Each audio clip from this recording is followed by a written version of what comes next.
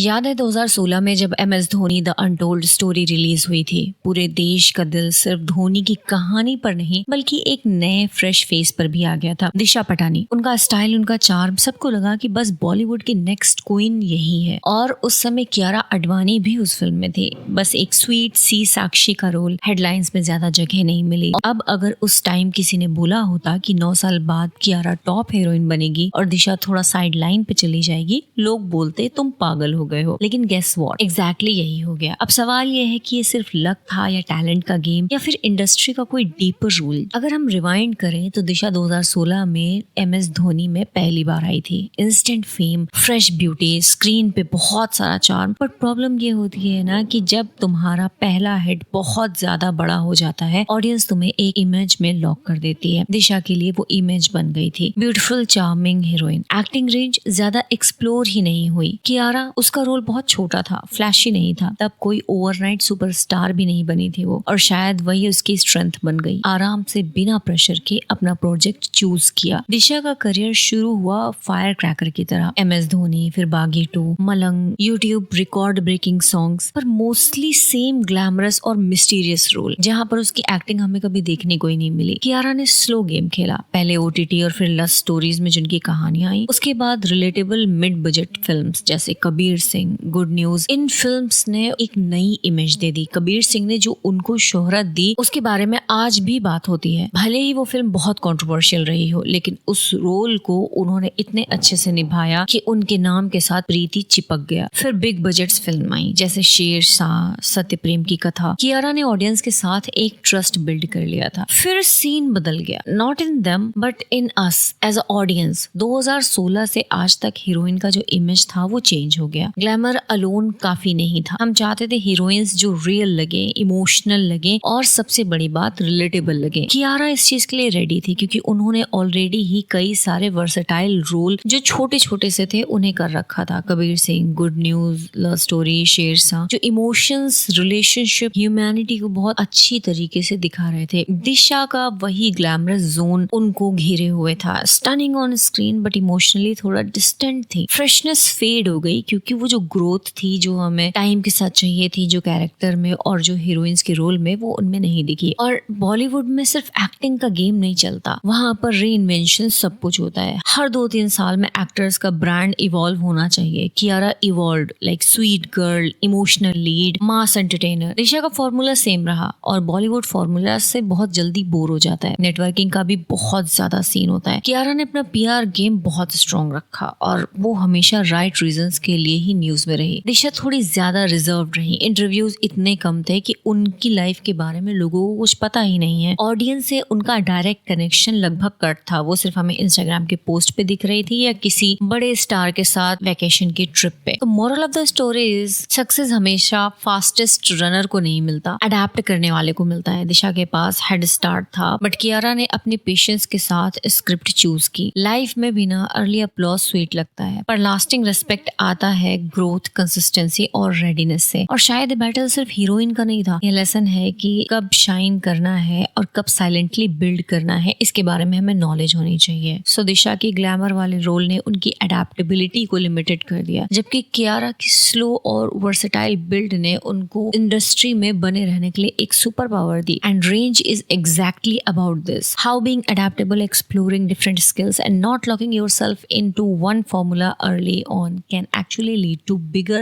lasting success। हम सब सोचते हैं कि कितनी जल्दी किसी एक चीज में हमें सक्सेस मिल जाए, लेकिन ये बुक रेंज बोलती है स्लो एंड स्टेडी, थोड़ा इधर उधर ट्राई करके एक्चुअली तुम ज्यादा पावरफुल बनते हो। मतलब दिशा कियारा सीन का ही रिवर्स इंजीनियरिंग है ये। प्रॉब्लम ये होती है कि हम अर्ली सक्सेस को एंड गोल समझ लेते हैं, लेकिन ऑडियंस, मार्केट ट्रेंड सब चेंज होता रहता है। अगर तुम चेंज नहीं करोगे तो तुम पुराने फोन मॉडल जैसे ही रहोगे, सुंदर पर आउटडेटेड। स्पेशलिस्ट एक ट्रैक पे फास्ट भागते हैं, लेकिन जब रोड ब्लॉक आता है उनके पास दूसरा रास्ता नहीं होता। जनरलिस्ट थोड़ा स्लो स्टार्ट करते हैं, पर जब गेम बदलता है वो स्विच मार के आगे निकल जाते हैं। मतलब अगर दिशा ने थोड़ा एक्टिंग एक्सपेरिमेंट किए होते तो वो शायद भी फ्रंट रो में होती। तो लेसन सिंपल है, अपने करियर को एक सिंगल लेन रोड मैप मत बनाओ। फ्लाईओवर, शॉर्टकट, साइड स्ट्रीट सब रेडी रखो। कियारा ने किया, इसलिए आज सेफ है। और यही इस किताब का मेन पॉइंट है जो कहती है दुनिया फास्ट चेंज हो रही है, तो जो लोग अपने कंफर्ट जोन से बाहर जाकर एक्सपेरिमेंट करते हैं, वो अडेप्ट ज्यादा क्विकली करते हैं। अब तुम बताओ, तुम अपनी लाइफ या करियर में स्पेशलिस्ट हो या जनरलिस्ट, और तुम्हारे हिसाब से बॉलीवुड में कौन अपनी रेंज दिखा के कमबैक मार सकता है?